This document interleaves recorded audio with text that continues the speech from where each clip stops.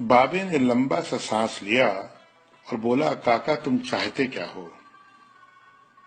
میں نے عرض کیا کہ واقعی آپ کو سونا بنانا آتا ہے؟ بابے نے خالی خالی آنکھوں سے مجھے دیکھا اور کہا، ہاں میں نے جوانی میں یہ ہنر سیکھا تھا۔ میں نے عرض کیا کہ کیا آپ مجھے یہ نسخہ سکھا سکتے ہیں؟ بابے نے میری طرف گھور کے دیکھا اور کہا کہ تم یہ سیکھ کے کیا کرو گے؟ میں نے عرض کیا، میں دولت مند ہو جاؤں گا۔ بابے نے زوردار قہقہہ لگایا اور کافی دیر تک ہنستا رہا۔ جب وہ ہنستے ہنستے تھک گیا تو بولا، تم دولت مند ہو کر کیا کرو گے؟ میں نے جواب دیا، میں دنیا بھر کی نعمتیں حاصل کروں گا۔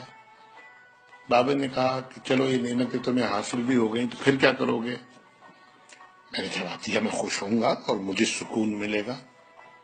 اس نے مسکراتے ہوئے میری طرف دیکھا اور کہا، گویا تمہیں سونا اور دولت نہیں، سکون چاہیے۔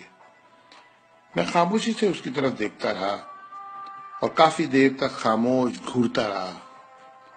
بابے نے مجھے جھنجھوڑا اور کہا، دراصل تم سکون اور خوشی کی تلاش میں یہاں آئے ہو۔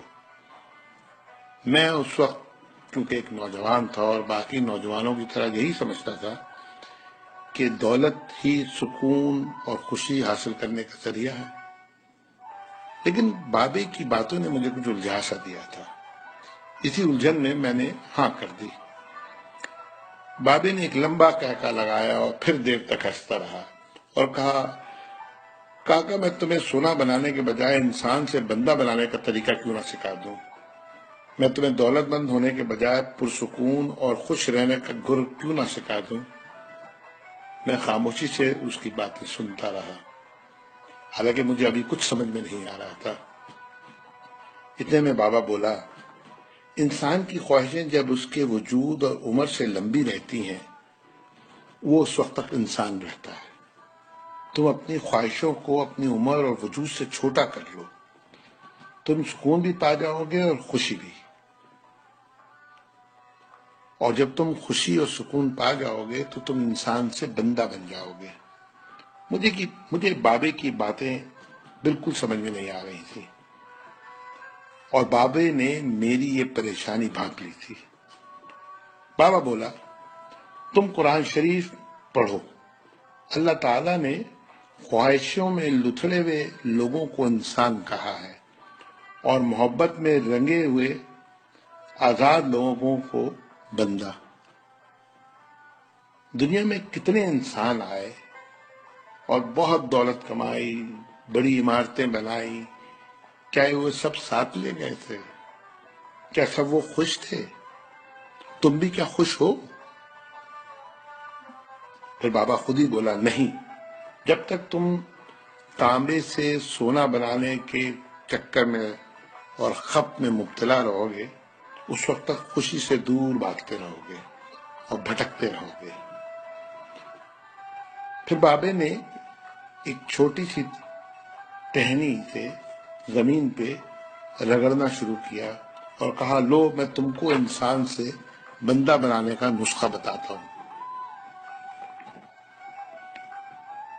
اپنی خواہشوں کو اپنے قدموں سے آگے نکلنے نہ دو۔ جو مل گیا اس پہ شکر کرو، جو چھن گیا اس پر افسوس مت کرو۔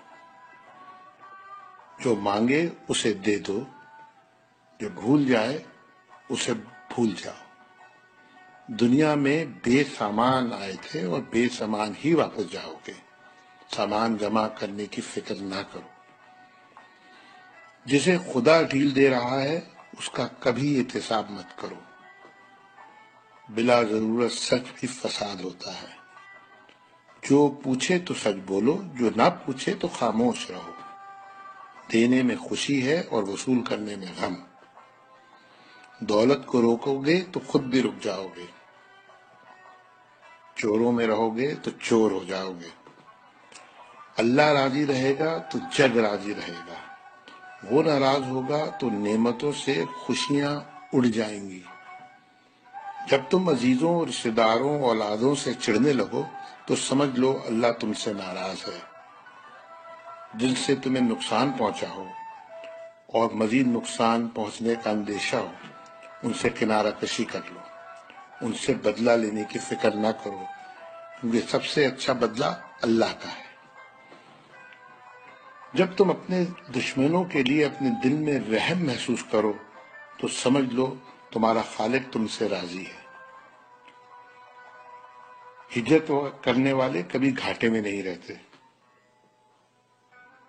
بابے نے پھر میرے کندھے پہ ہاتھ رکھا اور کہا جاؤ، بس ایک چیز کا دھیان رکھنا، کبھی کسی کو